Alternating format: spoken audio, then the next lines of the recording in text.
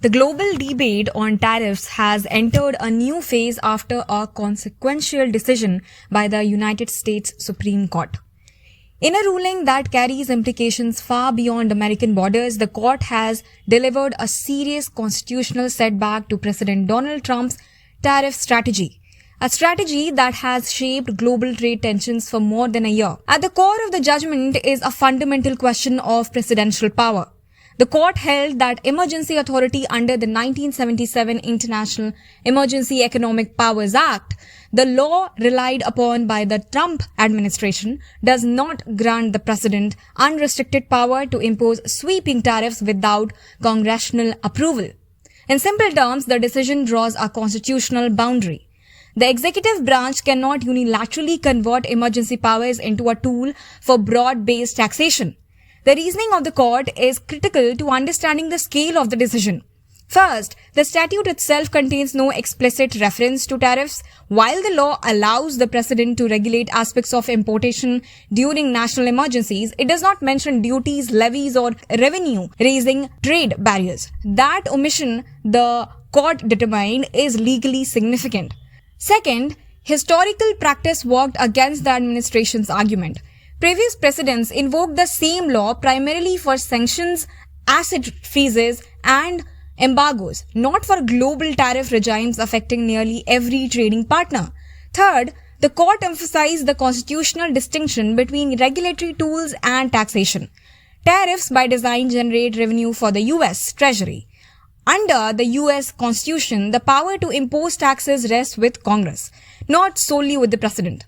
Fourth, the justices warned of the broader institutional consequences. Accepting the administration's interpretation would effectively grant future presidents unchecked authority to impose unlimited tariffs for indefinite durations.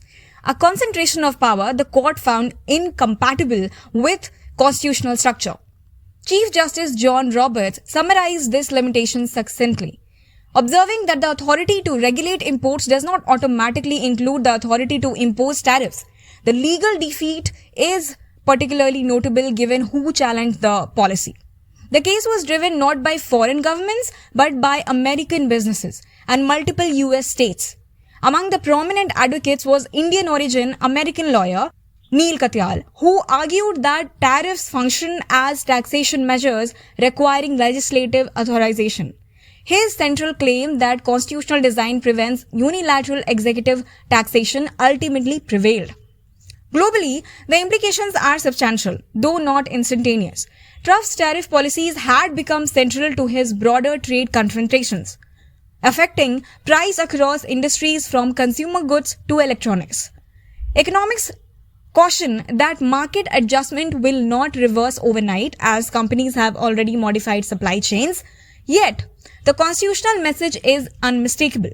Presidential trade authority has enforceable limits. President Trump's reaction was characteristically combative. He criticized the ruling and dismissed expectations of rapid financial consequences, particularly regarding refund claims. Nonetheless, the decision has opened the door to potentially significant litigation from US importers seeking recovery of previously paid duties. Importantly, any such refunds would concern payments made by American entities, not foreign exporters. The policy story, however, does not end with the judgment. Within hours, the administration signaled alternative pathways. A new executive order introduced a temporary blanket tariff framework under separate trade laws, illustrating a crucial reality. While one legal justification has been curtailed, other statutory mechanisms remain available, albeit subject to procedural constraints and judicial scrutiny. For India, the decision introduces both clarity and uncertainty. India now falls under a revised baseline tariff structure, yet questions persist regarding the longer-term fate of the Indo-US trade framework negotiated during the period of heightened tariff threats.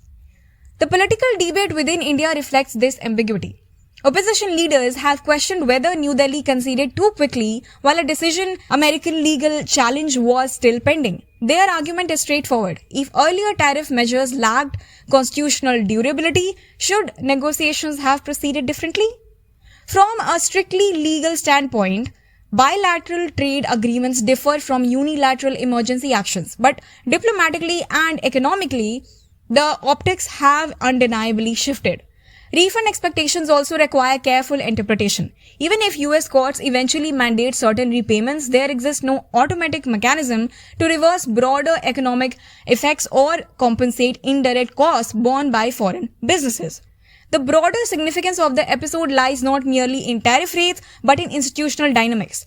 The ruling represents a textbook example of constitutional checks and balances, the judiciary asserting limits on executive interpretation of emergency powers.